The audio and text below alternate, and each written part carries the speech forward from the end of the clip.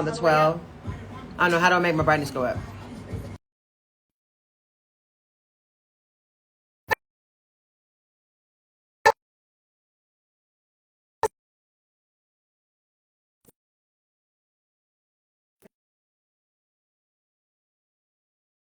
Things going on in legal news. The celebrities are getting in trouble, and that's what we love for them to do. We like to see that they're humans just like us. And I need to move this. I need to scoot this back. It's a little bit too big for my britches. Let's scoot this back here. Because I don't want to have to... see, this is the best thing about radio. Like when we're having a song that's playing, like right now, we can do our adjustments to make everything go the right way. I think I should just face it this way then. Am I doing it wrong? Taller? Well, do I want it taller or do I want it smaller? I think you might need it taller so that it can fit. I do? Okay. Hold on. Let me scoot up some. Up here? Yes. Does she have the strength to do it? Yes, she does. Well, it only went up 1/4 inch. Oh, wait. There it is. There it is. Okay. So now there's so much juicy tea out there. And I'm going to hit it all. First, it's a very sad day. Yeah, I'm ready. Hold on. Oh, wait. Because now, is this going to be good? Because I'm looking up too much? No, I think that's good. All right. We're going to start with top T, Nene. Top T, Lenithia Leaks. Oh, you can't see my sign. Can't see my wordage. Is that better? This one's just not positioned right. Well, I'll have to fix that on the next take. Right now, you're only going to be able to see what's happening. Okay. Are y'all ready? Y'all ready? This keeps coming down, my dear. I'm going to fix it on the other. I'll tell you. All right. Ooh. Yes. La, la, la, la. Y'all see I got my braids done? It's the season of the blondes. Now that I'm a particular age, older than I was when I came last week. Was I older last week? Had my birthday already passed last week? You ready? You're on air. All right, good morning, everybody. Thank you so much for tuning in this Thursday. It's bright and it's 10:08 a.m. Let me tell you, we had a very, very, very big story, but we're going to start off kind of on a sad note. We're saying goodbye to Gregory Leaks, the husband of Lenithia Leaks, who is a former member of the Real Housewives of Atlanta, who is actually pivotal in getting that show off the ground and getting the cast centered around her. He was battling cancer while he was on the show, and he died was it yesterday morning at the age of 66. So we're going to say goodbye to Gregory Leaks and many prayers to the Leaks family and Lenithia Leaks. I'm a huge fan of Nene Leaks. I think that she's the only reason really why I watched the Real Housewives of Atlanta. And now I really just don't catch that much. It's just not really that great without her. So prayers for the Leaks family and everyone. Kiss the person that you love, making sure that you appreciate them every day because you don't know when their day is going to be the last day or when it's going to be your last day. On other news, let's talk about Kanye West's Donda album dropping. Now, ladies and gentlemen, I have been waiting for the album dropation for several weeks. Well, actually, I don't know if it was several weeks or several days. I just know that he was in the dome. Kanye was in the dome getting ready for the album drop. And the Kardashian clan was there supporting Kanye. And they were all getting ready. And everybody, she had on a wedding dress and the whole cape over her face. And everything was like, yes! I was like, I'm here for it. And then what happened? Nothing. It was like a balloon that you fill up with helium and then you want it to float and it just fills it out and drops to the ground. That's exactly what happened. Well, let me tell you what happens when people get tired of waiting. Everybody has a boss, ladies and gentlemen. Kanye is not the boss of Kanye. That was proved when his album was already released without his permission, even though Kanye did not believe that it was really quite that ready. And you know what? I kind of feel like the same way. I believe. Now, yesterday, I spent time listening to all 25 tracks on the album, the Donda album. The first record was Donda, Donda, Donda, the chant. Like, I gotta be honest, I only stayed along with the chant for about the first 17 and a half seconds. Then I realized the title of the song was called the Donda chant. So then I decided to go ahead and move on to the next one. Then I got down to the good nitty gritty where I was like, okay, this is Kanye. But then I started feeling like, am I in church or am I at a hip hop club? I didn't know really where I was, but I love Kanye and all for the Lord. So I could tell that with this Donda album that Kanye was reaching deep into his soul to try to pull out the things that he had inside of him that he either didn't get to say the way he wanted to say when he was married to the Kardashians. I say the Kardashians because he was married to the whole family, baby, because once you marry one Kardashian, you're marrying the whole clan. So, and I also felt like it was a real strong tribute to his mother, Donda. And in one of the songs, he actually has the voiceover of her speaking and saying, you guys have no idea exactly what I have put into Kanye. Everything that Kanye is and will be is because of me and all the great things he is, blah, blah, blah. It was really good to hear her voice. And then to go to a few tracks later, they had a song on there called Hurricane. That's getting a lot of buzz. And a couple of other tracks on there that are getting buzz, which are specifically making comments about his relationship with none other than Kimberly Kardashian. Yes, our favorite Kim on the planet. So when I was listening to the records, I was thinking, okay, I'm feeling it. It's just not enough hip hop for me, and I'm a hip hop head. And so if you're looking for beats, you're not going to get that with this album. Maybe if you fast forward to like track number 7 through like 10, but he does have 2 records called Junior 1 and Junior Part 2 that I love, love, love. He also has another record on there called Heaven and Hell, and I think that's a fantastic record as well. And we're going to play that during this segment sometime today. But with regard to Kim and Kanye's saga, I just love them because, right now it's pivotal in Kanye's career because this is his breakout album. That's his first release in a long time, and he's just divorced his wife. I'm not sure whether or not his former mother-in-law is still his manager, who is in charge of making sure that his career was taking off. But the Kardashian clan seems to be a little bit miffed at the way that Kanye was talking about how he was dissing Kim during their marriage and the elusive way that he was talking about her. Because if you took a look to the Instagram yesterday, my wonderful followers, if you slid on over there to Kim Kardashian's page, you will notice quite clearly that on the 4 tracks that she decided to listen to, or actually not listen to, she actually had the title track on there on her phone, took a screenshot of it and posted it. And you can see that the volume is turned all the way down, baby. Let me tell you something about a woman scorned. Now, say what you want to about Kim K, but she had to leave Mr. West for reasons that had nothing to do with what we were talking about, but everything to what he did in his marriage. Apparently, he cheated on her after she had not just baby number 1, but also baby number 2. So Kim Kardashian, she was trying to do the right thing, just like her girl Amber Rose was trying to be a good woman to her man, but the man just kind of keep on cheating, being a pumpkin eater. But guess what? I don't necessarily think that cheating is a reason to leave somebody. I just really don't. I mean, I can't say that for my own marriage, but for y'all out there, I think that you need to give the person another shot.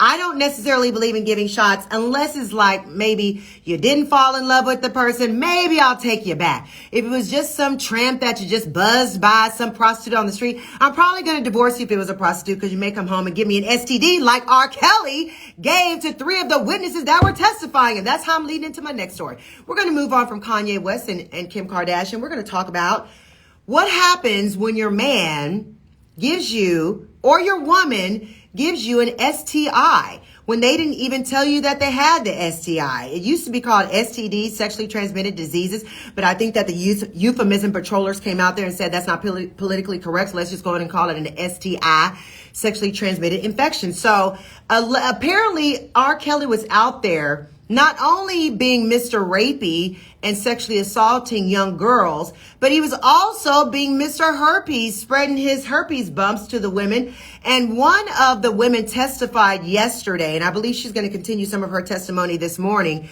in the trial that's happening up in the New York federal courts on R. Kelly's federal racketeering. Yes, he's being brought up on federal racketeering charges and also being brought up under the Mann Act. Under the Mann Act, it is illegal to take a child across state lines for purposes of prostitution. And apparently, when Mr. Kelly did have these sexual encounters with at the time, the young woman said that she was 19 years old and R. Kelly was, I believe, 50. Maybe. Yeah, he's 55 or 56 now. This was about 5 years ago. So apparently this 19-year-old woman, and let me say it like that for a reason. I'm not a victim shamer, but I'm going to put some shame to this little victim right here, just a little bit. Because when you're a 19-year-old woman and you're going to a concert, you can be a bopper, hopping back and forth in the trailers with the guys and trying to become a star. And she may not have been a bopper, but when she went back and she had sexual encounters with Mr. Kelly, Robert Kelly, the predator, And she said that by a couple of days later, she said she had a fever. She felt like she had a cold. And then she had all these bumps and sores all over the inside of her mouth. And she said it looked disgusting. This is her testimony and not mine. But I happen to probably believe her because I Googled some pictures of what herpes looks like in your mouth. And it looks terrible. It looks very painful. And I don't even know how she ate after that. As I take a sip of my Slurpee. But she claims that R. Kelly did not tell her that he had an STI. That in the state of California and New York and Texas is illegal. So that's a sneak peek. That's a sneak peek for the next segment for Tip the Scales. But we're going to talk about it in a minute. So let's go ahead and talk just a tiny bit about Erica Girardi. Now, last week I tried to get to it, but I couldn't get to it. But now I'm going to get to it. Erica Girardi is the Housewives of Beverly Hills cast member who allegedly spent $25 million of her husband Tom Girardi's law firm's money. And she's the one who came out with the title track, It's Expensive to Be Me. Well, their show was on last night. And last night, the ladies were giving it to her, saying, baby, you're messing up our reputation. We don't know anything about you. We don't know what you did to those women and children that did not get their money from the plane crash. Well, here's where their money spent. Apparently, she spent more than 25 million, ladies and gentlemen, 25000,000 on her American Express bill, assistance, and a glam squad. According to a legal demand letter that was sent from her lawyer to Miss Girardi's lawyer on last Thursday. It says that Tom Girardi's law firm gave to her company, Jane's company, EJ Global LLC, by whom she's the sole owner of EJ Global, but she claims not to know that she even had an influx of $20 million in her account or $25 million. The trustees' lawyers claim that from 2008 to 2020, she spent $14,259,012.84 on her American Express card.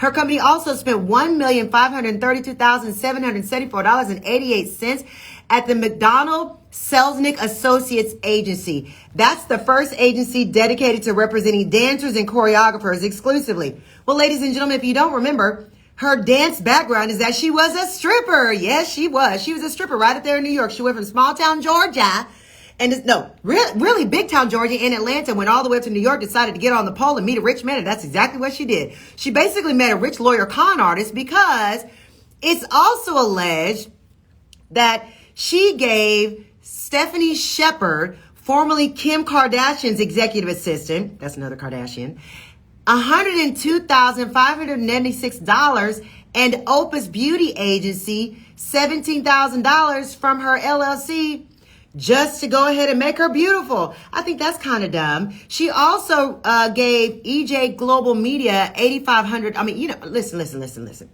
The amount of her expense is ridiculous. She's now 50 years old. She's got $28 million worth of purchases and an American Express bill where American Express will get their money. We're going to wrap that up and we're going to get more to you on the next segment. What? Brad Pitt. Oh, yes. You know what? I can't wrap it up. I got to talk to you about Brangelina. Y'all remember Brangelina?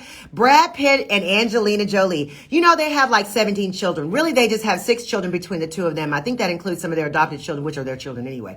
But Brad, if you remember, he famously cheated on his wife, Jennifer Aniston, with Angelina Jolie while they were making a movie together where they were Mr. and Mrs. Smith and they became Mr. and Mrs. Brangelina. Well, they've been locked in a bitter custody battle for years now. Their divorce is just so cantankerous, it's ridiculous.